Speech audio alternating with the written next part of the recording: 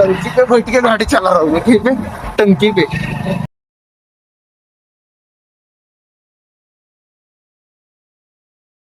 भाई finally finally puncture वाला mill गया था, फाइनली। 1 घंटा पूरा जाने के बाद में अभी अपने को एक पंचर वाला मिला, वो भी वहां से 4 किलोमीटर की दूरी।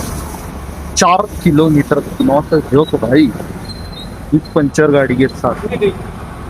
वो पहुंच गया है उधर, देखता हूँ पंचर निकलता हूँ वापस ड्यूटी पे जाऊंगा।